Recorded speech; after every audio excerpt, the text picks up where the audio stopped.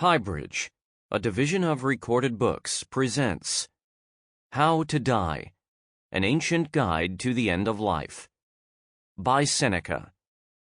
Edited, translated, and introduced by James S. Romm. Read by P.J. Ochlan. He lives badly who does not know how to die well. On Serenity of Mind, Chapter 11, Verse 4. Introduction. Recent experiments have shown that psilocybin, a compound found in hallucinogenic mushrooms, can greatly reduce the fear of death in terminal cancer patients. The drug imparts an understanding that in the largest frame, everything is fine, said pharmacologist Richard Griffiths in a 2016 interview. Test subjects reported a sense of the interconnectedness of all people and things, the awareness that we are all in this together. Some claimed to have undergone a mock death during their psychedelic experience, to have stared directly at death in a kind of dress rehearsal, as Michael Pollan wrote in a New Yorker account of these experiments. The encounter was felt to be not morbid or terrifying, but liberating and affirmative. In the largest frame, everything is fine. That sounds very much like the message Lucius Annaeus Seneca preached to Roman readers of the mid-1st century A.D., relying on Stoic philosophy rather than an organic hallucinogen as a way to glimpse that truth. The interconnectedness of all things was also one of his principal themes, as was the idea that one must rehearse for death throughout one's life. For life, properly understood, is really only a journey toward death. We are dying every day, from the day we are born. In the passages collected here, excerpted from 8 different works of ethical thought, Seneca spoke to his addressees, and through them to humankind generally, about the need to accept death, even to the point of ending one's own life, with a candor nearly unparalleled in his time or ours. Study death always, Seneca counseled his friend Lucilius, and he took his own advice. From what is likely his earliest work, the Consolation to Marcia, written around A.D. 40, to the magnum opus of his last years, 63 to 65, the Moral Epistles, Seneca returned again and again to this theme. It crops up in the midst of unrelated discussions, as though never far from his mind. A ringing endorsement of rational suicide, for example, intrudes without warning into advice about keeping one's temper in On Anger. Examined together, as they are in this volume, Seneca's thoughts organize themselves around a few key themes. The universality of death, its importance as life's final and most defining rite of passage, its part in purely natural cycles and processes, and its ability to liberate us by freeing souls from bodies, or in the case of suicide, to give us an escape from pain, from the degradation of enslavement, or from cruel kings and tyrants who might otherwise destroy our moral integrity. This last point had particular resonance for Seneca and his original readers, who had often seen death or degradation arrive at an emperor's behest. A politician as well as a philosopher, Seneca had been a young senator in the late 30s A.D., when Caligula went mad and began brutalizing those he mistrusted. In the 40s, under Claudius, Seneca was himself sentenced to death in a political show trial, but the sentence was commuted to exile on the island of Corsica. Recalled to Rome and appointed tutor to young Nero, Seneca spent the 50s and early 60s inside the imperial household, watching as Nero became more deranged and, toward family members whom he perceived as threats, murderous. Finally, suspected, probably wrongly, of collusion in a failed assassination plot, Seneca too incurred Nero's wrath and was forced to commit suicide himself in his 60s in A.D. 65. Rome's century-old form of government, in which a princeps, or first man, held unofficial but near absolute power, had, in the reign of Caligula especially, revealed itself as an autocracy. As chief advisor to Nero for more than a decade, Seneca dutifully served the system's needs, and got rich by doing so, points held against him by his contemporaries, and by modern critics as well. But philosophy offered an antidote to the toxic atmosphere of the imperial palace. Seneca continued to publish treatises throughout his 15 years at Nero's side, giving friends and fellow senators a larger moral framework for dealing with troubled times. He wrote verse tragedies as well, of which many survive today, though these works, vastly different in tone from his prose writings, are not included in this volume. Seneca, like many leading Romans of his day, found that larger moral framework in Stoicism, a Greek school of thought that had been imported to Rome in the preceding century and had begun to flourish there. The Stoics taught their followers to seek an inner kingdom, the kingdom of the mind, where adherence to virtue and contemplation of nature could bring happiness even to an abused slave, an impoverished exile, or a prisoner on the rack. Wealth and position were regarded by the Stoics as adiaphora, indifference, conducing neither to happiness nor to its opposite. Freedom and health were desirable only in that they allowed one to keep one's thoughts and ethical choices in harmony with logos, the divine reason that, in the Stoic view, ruled the cosmos and gave rise to all true happiness. If freedom were destroyed by a tyrant, or health were forever compromised, such that the promptings of reason could no longer be obeyed, then death might be preferable to life, and suicide, or self-euthanasia, might be justified. Seneca inherited this Stoic system from his Greek predecessors and his Roman teachers, but gave new prominence to its doctrines concerning modes of death, and in particular, suicide. Indeed, this last topic receives an emphasis in his writings that far exceeds what is found in other surviving Stoic treatises, such as the Discourses of Epictetus or the Meditations of Marcus Aurelius. We modern observers must bear in mind that, as a political insider under two of Rome's most depraved rulers, Seneca often witnessed suicides of the kind he describes in his essays. Caligula and Nero, and indeed all the Julio-Claudian emperors, regularly required their political enemies to take their own lives, threatening to both execute them and seize their estates if they did not do so. Seneca was a witness to many such forced suicides, and so he revisits the theme of whether and when to make an exit from pain or from political oppression with a frequency and intensity that go far beyond his fellow Stoics. In other ways, too, Seneca was more than a pure or doctrinaire follower of the Stoic path. At times he borrows from the Epicureans, a rival school, the idea that death is merely a dissolution into constituent elements that will have a new life as parts of other substances.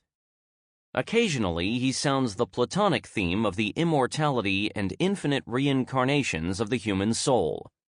He had no fixed ideas about the afterlife, except for his certainty that it held nothing fearful, and that the visions of monsters and torments in Hades promulgated by the poets were only empty fictions.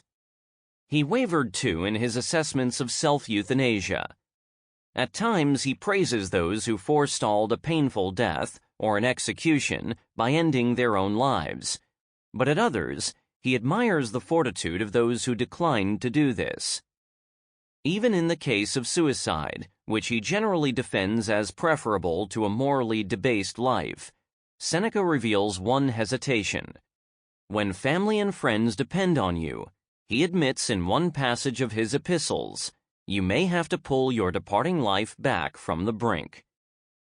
He himself, as a young man plagued by suffocating respiratory illness, had rejected suicide for the sake of his elderly father, or so he tells us in Epistle 78, verse 1, a passage not included in this volume.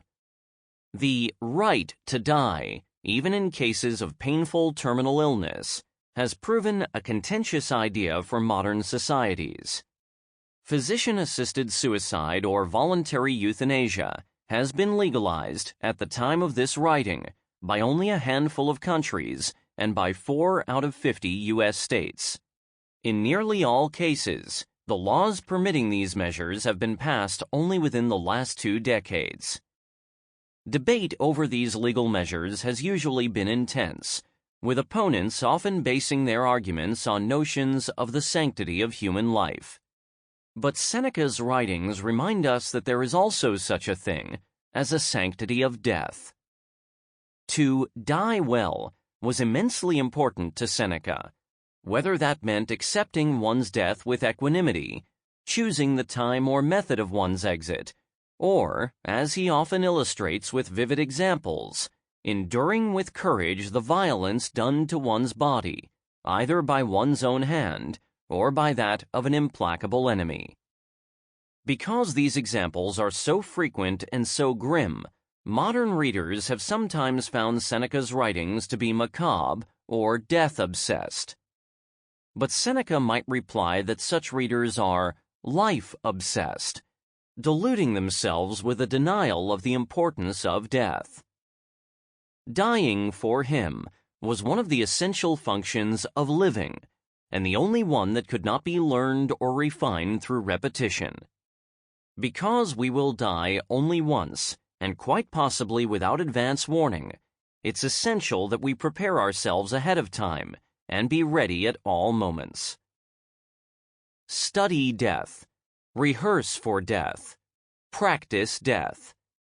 This constant refrain in his writings did not, in Seneca's eyes, spring from a morbid fixation, but rather from a recognition of how much was at stake in navigating this essential and final rite of passage. A whole lifetime is needed to learn how to live, and, perhaps you'll find this more surprising, a whole lifetime is needed to learn how to die. He wrote in On the Shortness of Life, Chapter 7, Verse 3. The passages collected in this volume, chosen from the 8 prose treatises in which death looms largest, spanning about a quarter century of Seneca's life, are his attempts to accelerate that lesson. 1. Prepare yourself. Seneca's greatest prose work, the Moral Epistles, is a collection of letters addressed to a close friend, Lucilius, who, like Seneca, was in his 60s at the time the epistles were composed, AD 63 to 65. Death and dying are a prominent theme in these letters, and several deal almost entirely with that theme, including letters 30, 70, 77, 93, and 101, all represented in this volume either in whole, as signaled by the inclusion of their salutations and sign-offs, or in large part. The letters usually take as their point of departure an event in Seneca's daily life, such as a visit to an ill friend, or, as in the case of the following excerpt, an idea Seneca had encountered in his reading. Though they take the form of an intimate correspondence, the epistles were primarily written for publication, and the you addressed in them is sometimes Lucilius, but at other times the Roman public, or even humanity generally. Epicurus says, rehearse for death, or, if this conveys the meaning better to us, it's a great thing to learn how to die. Perhaps you think it useless to learn something that must only be used once, but this is the very reason why we ought to rehearse. We must study always the thing we cannot tell from experience whether we know. Rehearse for death. The man who tells us this bids us rehearse for freedom. Those who have learned how to die have unlearned how to be slaves. It is a power above and beyond all other powers. What matter to them the prison house, the guards, the locks? They have a doorway of freedom. There's only one chain that holds us in bondage: the love of life.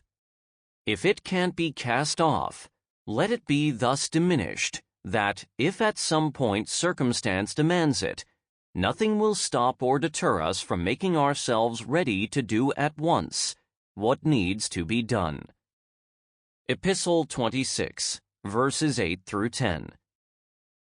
In the letter excerpted as follows, Seneca coaches Lucilius as to how he should advise an unnamed friend who has withdrawn from public life into quieter pursuits. If your friend had been born in Parthia, he would be holding a bow in his hands right from infancy. If in Germany, he would brandish a spear as soon as he reached boyhood. If he had lived in the time of our ancestors, he would have learned to ride in the cavalry and to strike down his foe in hand-to-hand combat. Each nation has its own training to coax and command its members. Which one, then, must your friend practice? The one that has good effect against all weapons and against every kind of enemy: contempt of death. No one doubts that death has something terrible about it, such that our minds, which nature endowed with a love of itself, are disturbed by it. Otherwise, there would be no need to make ourselves ready and hone ourselves for that which we might enter by a certain voluntary impulse, just as we all are motivated by self-preservation. No one learns to lie down contentedly in a bed of roses if the need arises, but rather we steel ourselves for this: to not betray a confidence under torture, or to stand on guard, though wounded, through the night, if the need arises, without even leaning on an upright spear, since sleep has a way of sneaking up on those who lean against some support. But what if a great yearning for longer life holds you in its grip? You must believe that none of the things that depart from your sight, and that are subsumed into the universe from which they sprang, and will soon spring again, is used up. These things pause, but do not die, just as death, which we fear and shun, interrupts, but does not strip away our life. The day will come again which will return us into the light. Many would reject that day, were it not that it returns us without our memories. But I will instruct you carefully in the way that all things that seem to die are in fact only transformed. Thus, the one who will return to the world should leave it with equanimity. Just look at how the circuit of the universe returns upon itself. You will see that nothing in this cosmos is extinguished, but everything falls and rises by turns. The summer departs, but the year will bring another. Winter falls away, but its own months will restore it. Night blocks the sun, but in an instant, daylight will drive that night away. Whatever movement of the constellations has passed, repeats. One part of the sky is always rising, another part sinking below the horizon. Let me at last come to an end, but I will add this one thought. Neither infants nor children, nor those whose minds are afflicted, are afraid of death. It would be repellent if our reason did not offer us the same contentment to which they are led by their folly. Farewell. Epistle 36, verses 7 through 12. Seneca suffered his whole life from respiratory illness, probably including tuberculosis, and from asthma. His discomfort was such that in young adulthood he contemplated suicide, according to his own report. He must have experienced attacks like the one described in the following throughout his life, but they took on added significance as he grew older, especially given that the name doctors gave to them, according to Seneca, was meditatio mortis, rehearsal for death. Dear Lucilius, ill health had granted me a long reprieve. Then it came on me suddenly. What sort of illness, you ask? It's an apt question, since there's none that I haven't experienced.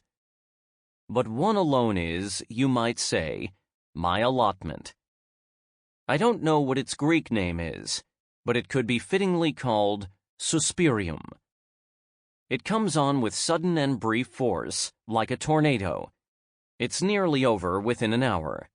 For who could die for a long time? Every physical discomfort and danger passes through me. There's nothing I find more aggravating. And how could I not? This is not illness. That's something else entirely. But loss of life and soul. Therefore, the doctors call it rehearsal for death, and sometimes the spirit accomplishes what it often has attempted. Do you suppose I'm cheerful as I write these things, because I've escaped? I think it would be ridiculous to delight in this outcome as though it were a form of good health, just as ridiculous as to proclaim victory when one's court case has been postponed. Yet, even in the midst of suffocation, I did not cease taking comfort from brave and happy thoughts. What's this? I say to myself. Does death make trial of me so frequently? Let it. I've done likewise to death for a long time. When was that, you ask? Before I was born, for death is non-existence. I know what that's like. It will be the same after me as it was before me. If death holds any torment, then that torment must also have existed before we came forth into the light. But back then, we felt nothing troubling. I ask you, wouldn't you call it a very foolish thing if someone judges that a lamp is worse off after it's snuffed out than before it has been lighted? We too are snuffed out and lighted. In the time in between, we have sense and experience. Before and after is true peace. We go wrong in this, Lucilius, if I'm not mistaken. We think that death comes after, whereas in fact it comes both before and after. Whatever existed before us was death. What does it matter whether you cease to be or never begin? The outcome of either is just this, that you don't exist. I kept telling myself these encouragements, and others of the same kind, silently, for there wasn't space for words. Then, little by little, the suspirium, which had already turned into a kind of panting, gave me longer respites and slowed down. But it hung on, and even though it has ceased, I do not yet have natural, easy breathing. I feel a certain break in its rhythm, a delay between breaths. Take this on faith from me. I won't tremble at the last moments. I'm prepared. I don't think at all about the entire day ahead. Praise and emulate that man who does not disdain to die, though it's pleasant to live. What virtue is there in leaving by being thrown out? Yet here too is a virtue. I'm being thrown out, but let me take my leave nonetheless. The wise man is never thrown out, for to be thrown out is to be expelled from a place that you leave unwillingly. The wise man does nothing unwillingly. He flees from necessity, since he desires that which it will force upon him. Farewell. Epistle 54. Nothing can be of such great benefit to you, in your quest for moderation in all things, than to frequently contemplate the brevity of one's lifespan and its uncertainty. Whatever you undertake, cast your eyes on death. Epistle 114, verse 27. 2. Have no fear. By the time Seneca began his magnum opus, the Moral Epistles, in AD 63, He had been writing ethical treatises for more than a quarter of a century. His earliest surviving works, from the early 40s AD, are consolations, designed to offer comfort to friends or relations, including his own mother, who were mourning the death or absence of a loved one. In the consolation to Marcia, from which the following passage and several others in this volume are taken, Seneca addresses a mother grieving for the loss of a teenaged son. Consider that the dead are afflicted by no ills, and that those things that render the underworld a source of terror are mere fables. No shadows loom over the dead, nor prisons, nor rivers blazing with fire, nor the waters of oblivion. There are no trials, no defendants, no tyrants reigning a second time in that place of unchained freedom. The poets have devised these things for sport, and have troubled our minds with empty terrors. Death is the undoing of all our sorrows, an end beyond which our ills cannot go. It returns us to that peace in which we reposed before we were born. If someone pities the dead, let him also pity those not yet born. To Marcia, Letter 19, verse 4. In his essay on Serenity of Mind, Seneca makes the case that fear of death not only makes dying more difficult, but diminishes the nobility and moral integrity of all of life. In the following second passage, he uses Julius Canus, a man otherwise barely known to us, to illustrate the greatness of mind found in those unafraid of death. What's to be feared in returning to where you came from? He lives badly who does not know how to die well. Thus, we must, first and foremost, reduce the price we set on life, and count our breath among the things we think cheap. As Cicero says, gladiators who seek by every means to preserve their life, we detest, but we favor those who wear their disregard of it like a badge. Know that the same outcome awaits us all, but dying fearfully often is itself a cause of death. Dame Fortune, who makes us her sport, says, "Why should I keep you alive, you lowly, cowering creature? You'll be more wounded and slashed if you don't learn how to offer your throat willingly. But you'll live longer and die more easily if you accept the sword stroke bravely, without pulling back your neck or holding up your hands. He who fears death will never do anything to help the living. But he who knows that this was decreed by the moment he was conceived will live by principle, and at the same time will ensure, using the same power of mind, that nothing of what happens to him comes as a surprise." On Serenity of Mind, Chapter 11, verse 4. Julius Canus, an exceptionally great man, got into a long dispute with Caligula. As he was leaving the room, Caligula, that second Phalaris, said, "Just so you don't take comfort from an absurd hope, I've ordered you to be led away for execution." "Thank you, best of rulers," Canus replied. I'm not sure what he was feeling. I can imagine several possibilities. Did he want to give insult by showing how great was the emperor's cruelty, that it made death seem a boon? Or was he reproaching the man's habitual insanity? For those whose children had been executed, or whose property had been taken away, used to give thanks in this way. Or was he embracing the sentence joyfully, like a grant of freedom? Whatever the reason, his reply showed a greatness of mind. He was playing a board game when the centurion in charge of leading off the throngs of the condemned told him it was time to move. Hearing the call, Canus counted up the pieces and said to his partner, See that you don't cheat and say you won after my death. Sample complete.